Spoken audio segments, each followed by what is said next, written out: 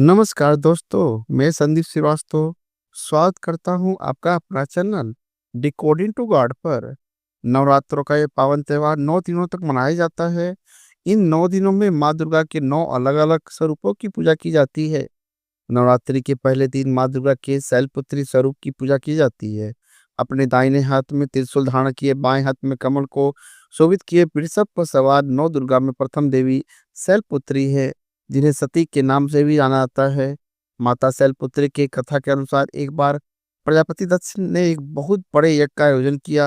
इस यज्ञ में उन्होंने देवताओं को अपना अपना योग्य भाग्य प्राप्त करने के लिए आमंत्रित किया, परंतु उन्होंने भोलेनाथ को निमंत्रण नहीं भेजा।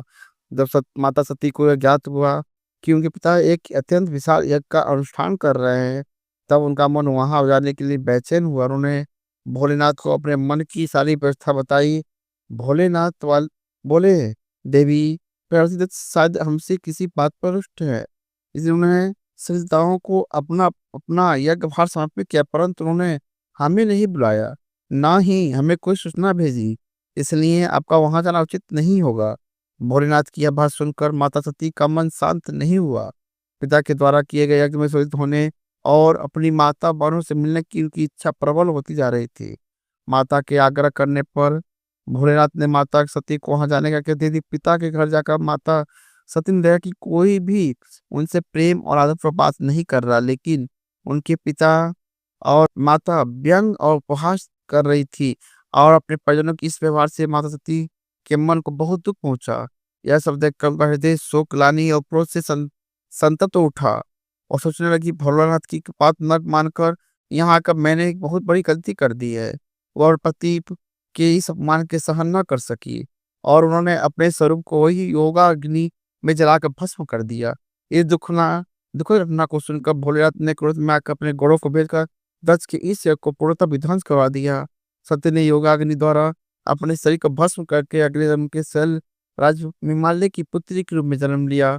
माता शैलपुत्री का जन्म शिला यानी पर्वत से हुआ, इसलिए पूजा यानी अर्चना करने में से जीवन में अस्थिरता देती हैं।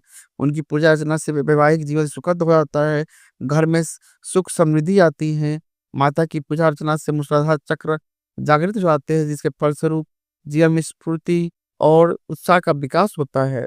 साथ ही साथ माता शैलपुत्री की पूजा अर्चना से चंद्रमा से जुड़े सभी प्रकार के दोष दूर होते हैं और भक्त को सौभाग्य की प्राप्ति होती है। दोस्तों, नवरात्र के प्रथम दिन माता शैलपुत्री की पूजा सफेद रंग के वेशभूषा से करे तथा साथ ही साथ माता को सफेद मिठाई का प्रसाद चढ़ाएं। माता की तस्वीर के आगे कवच कप को जलाएं।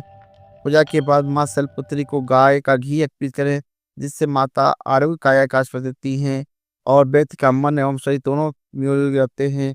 तो दोस्तों, यह थी नवरात्रि की प्रथम दिन पूजा जाने वाली माँ शैलपुत्री की पावन कथा। जय माँ शैलपुत्री।